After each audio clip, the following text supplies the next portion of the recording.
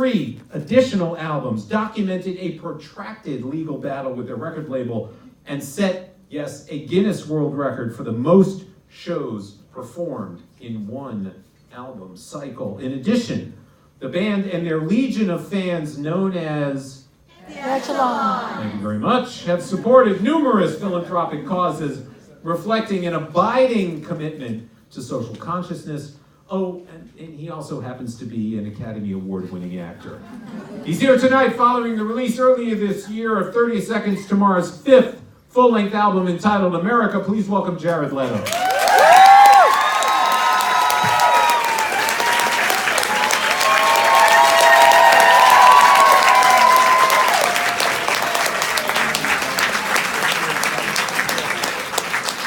Hello! Oh, that light's bright. You get past a certain age, don't they have a filter they put in there? Yeah. Well. You don't have to worry about that. Take 3 or 4 months off me if we did it right. Yeah. How you guys doing? It's nice to be in LA. I've been gone for so long, you know. And it's such an ugly city, but it's so beautiful at the same time. I mean, really, this is the ugliest place in the world, but also like the best, you know? Yeah, that's why, so especially days like today. Today was top notch. Yeah, and it doesn't matter how big a cliche it is, it's like the weather. Dude, you travel enough out there, you're just like, God. Where have you been? Where most recently?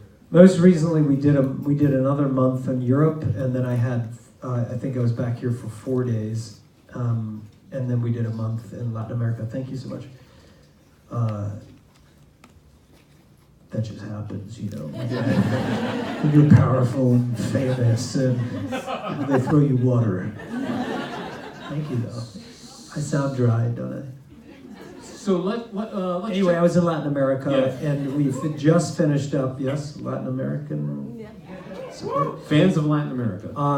We just finished up Latin America. We were in Chile, Argentina, Uruguay, Brazil, Guatemala for the first time. Incredible show. Mexico, we played 2 dates.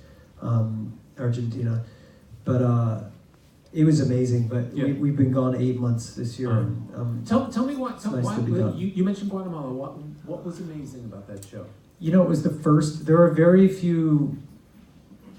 I don't want to say major countries, but countries of a certain size around the world that we haven't played. And Guatemala was one of those countries, especially in Latin America. Right. And the energy, the excitement for them and for us was just palpable. I mean, it's, you know, Latin people just have passion, man. And it's great, we love it. Yeah. And do you find... this is sort of the middle of the interview that I was going to get to, but I'll get to it now. You're just thinking about the track "Walk on Water." Yeah. So you know, that takes a very particular perspective on the state of things. And I read an interview with you where you were talking about a remarkable experience you had with that song in Paris. And my interest is in terms of how these songs play in places where you know, English is not necessarily the first language, and you know, the political situation might be, you know, different than what we find currently here in the U.S. So in Guatemala, how did you find the reaction to a song like "Walk on Water"? It's a great question, and I think one of the things you learn when you travel around the world and go to so many different countries and experience so many different cultures like you do when you're in a band, and that's one of the most beautiful things about being in a band is getting out there and playing shows and having these experiences with audiences all over the world. One thing that I've learned is, you know, we're all so interconnected now that most countries in the world are asking the same questions. Most people are asking the same questions. You know, who are we? What type of a world do we want to create for ourselves and our children? What type of a government do we want to have? I think people are really pushing the boundaries of ideas and there's, I think, in turn an awakening going on, but also a resistance in all ways. So I think when you go to Guatemala or you play that song in France and you feel like, wow, they're not just singing this song, but there's something there. I think it's relatable because we're all sharing a similar experience, politically and culturally. Yeah, and that's and that's one of the things that you've remarked about is that there is a sense among your audience and in the broader sense, I suppose, young people, very broadly defined, about engagement and social consciousness, and seeing a real activity in that regard. Do you see that in audiences around the world? That young people engaging in a way that perhaps you had not experienced previously? Absolutely. I mean, I think people have a voice in a way that they've never had before. I think that, when a kid in a small town or a small village somewhere in the world can send out a tweet or post something and it catches fire and goes viral and it changes the way that we see things, I think that's incredibly empowering. And, you get that sense that the world is a little bit more connected, that it's a slightly smaller place. And it's a beautiful thing. I mean, I think that the good part of all of that, of social media, of technology, is that it has allowed people to find and get in touch with, parts of themselves and parts of other people, to kind of dive into culture and subculture, and explore nuances and niches that they haven't been able to before. Yeah. Is it niche or niche? Niche. Well, niche. Niche. But in plural, I'm a little uncomfortable saying niches. Yeah. It sounds like something you order off a menu in a French I think restaurant. in Louisiana we just say niche. Yeah. I'll have the niches, please. Let's talk about the record for a minute. Yeah. You've talked about how this feels like your first album. Why at this point?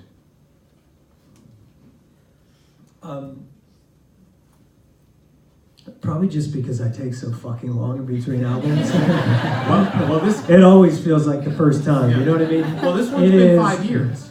It's been 5 years since the last. It has been 5 years, and that is maybe about 6 months or so longer than usual. I don't know if anyone's ever been signed since 1998 and only put out 5 albums. Us and Pink Floyd. I mean, Pink Floyd put a lot of albums actually. Maybe Tool or something. No, Tool for sure. Tool's a lot Last one longer was than us. 13 years ago. Okay, they have to be. Yeah. But there's like a kid who's alive and already gone through 2 musical styles. And today, But also, it's not like you chose some small topic. I mean, you named it America. I know, narcissistic tendencies, like overreaching, egomaniac. But how could you not? I mean, the thing about it is, there are songs like Walk on Water that are overtly political, but there are also songs that are overtly personal. Songs that are, social commentary, or songs that, like my brother wrote a song called Remedy, that's like beautifully, heartbreakingly honest and revealing. Yeah. 3 things or 4 things that I'm usually not. But and other songs like Great Wide Open that speak to that kind of feeling when you're driving, to Joshua Tree at night and the stars are out or something. That kind of nostalgia, that freedom and that sense of adventure. Yeah. There's the idea of America as a through line for the album. That's obviously there's a lot of directions to go there. And what you did with the covers and the campaign. Tell me about kind of the concept behind that in terms of using different covers and the images. Yeah. I spoke to one of the world's best graphic artists, and and I don't want to butcher his name. Is it Peter Saville or Seville? Peter Saville? Anybody? Peter Saville. I want to say Seville, but Yeah. I could be But wrong. he, can you look that up because it's going to bother me? Somebody on your phone. There are people Kenan? Googling as we speak. Thank you.